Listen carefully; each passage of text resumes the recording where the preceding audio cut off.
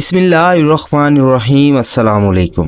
اسرائیل کے ایک یہودی وزیر اعظم نے فلسطینی مسلمانوں کے حق میں ایسا کیا بیان دیا جسے سن کر دنیا حیران ہو گئی، اور ایسی کون سی وجہ تھی کہ فلسطینی ہی فلسطینی کا جانی دشمن بن گیا؟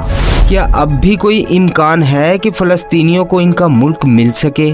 یہی سب جاننے کے لیے چلتے ہیں ہسٹری آف فلسطین اینڈ اسرائیل کی دوسری اور آخری قسط کی طرف۔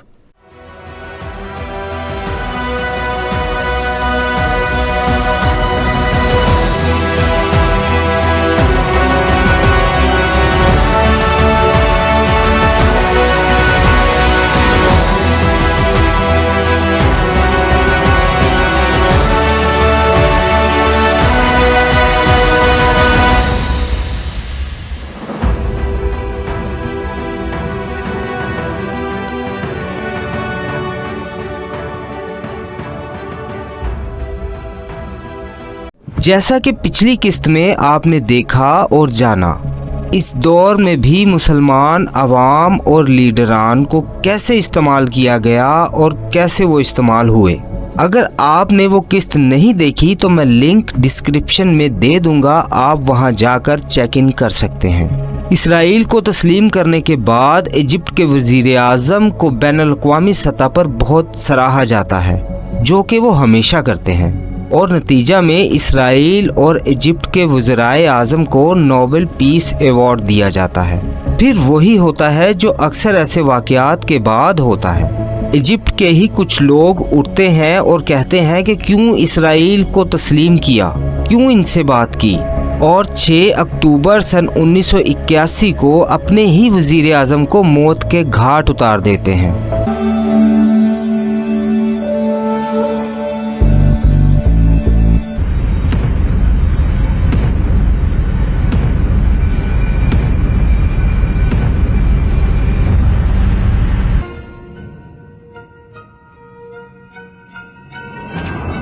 اب چلتے ہیں فلسطین کی طرف۔ سن 1967 سے لے کر 1980 تک ویسٹ بینک اور غزہ پر اسرائیل کا قبضہ رہتا ہے۔ ان 13 سالوں کے درمیان یہودی فلسطین کے علاقوں میں مستقل بنیادوں پر رہنے لگ جاتے ہیں، جیسے یہ علاقے ان کے اجداد چھوڑ کے گئے ہیں۔ وہاں یہ اپنے لیے خاص کر ویسٹ بینک کے ایریا میں سکولز، ہاسپٹلز، سوسائٹیز یہ سب بناتے ہیں۔ یہ سب کرنے میں اسرائیلی حکومت بھی ان کی مدد کرتی ہے، اور فلسطینی زمینوں کی قیمتیں بھی بہت کم کر دیتی ہے تاکہ زیادہ سے زیادہ یہودی ان علاقوں میں آ کر آباد ہوں۔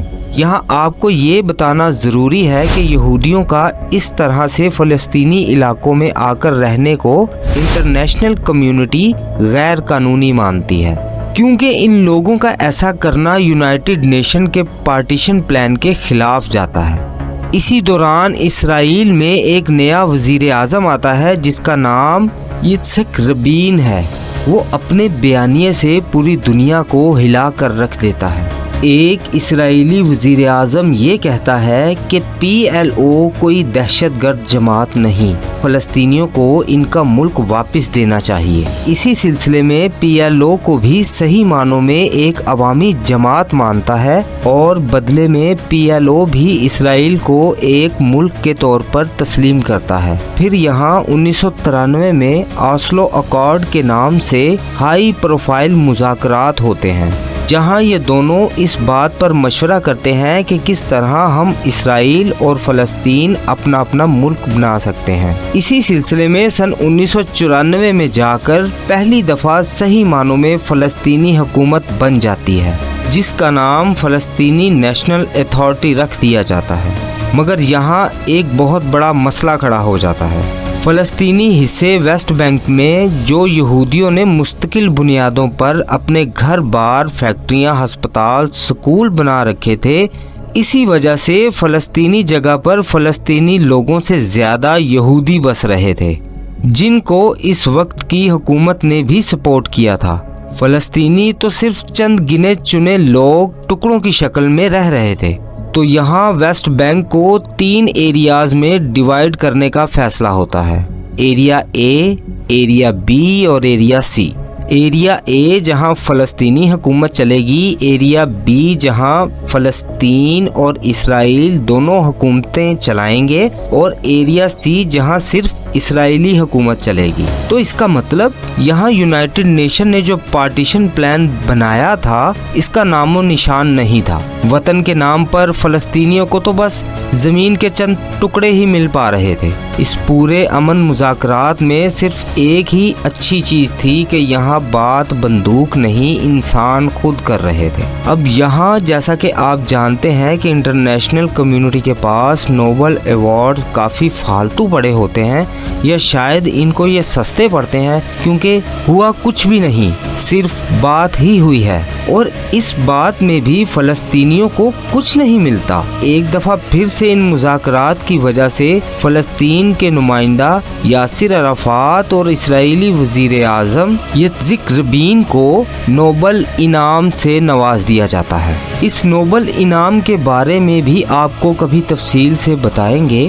खैर, अपनी स्टोरी की तरफ वापस आते हैं। नोबल प्राइज़ लेने के बाद गुज़श्ता सारी स्टोरी का बेड़ा गर्क हो जाता है, क्योंकि इसराइली वज़ीर आज़म को सन 1995 में एक यहूदी दहशतगर्द की तरफ से 3 गोलियां मारकर कत्ल कर दिया जाता है। इसका कहना होता है कि तुम एक छोटा सा टुकड़ा भी फ़लस्तीनियों को क्यों दे रहे हो, जबकि ये बेगैरत भूल चुके हैं कि ये सारा मुल्क तो असल में फ़लस्तीनियों का ही था। इनकी तो बस गलती इतनी सी थी कि हिटलर की फटकार पड़ने के बाद तुम लोगों को इन्होंने यहाँ रहने दिया। इसके बाद अगले दौर के हालात बद से बदतरीन होते चले गए। इसराइली वज़ीर आज़म के कत्ल होने से तकरीबन 4-6 साल पहले मुसलमानों में कुछ ऐसे लोग इकट्ठे होते हैं जिनका कहना होता है कि यासिर अराफात की जो PLO जमात है वो कुछ ज्यादा ही यहूदियों के आगे लेट रही है और इसराइल के साथ कुछ ज्यादा ही फराख दिली का मुजाहिरा कर रही है। इस तरह तो इसराइल हमें फ़लस्तीनियों को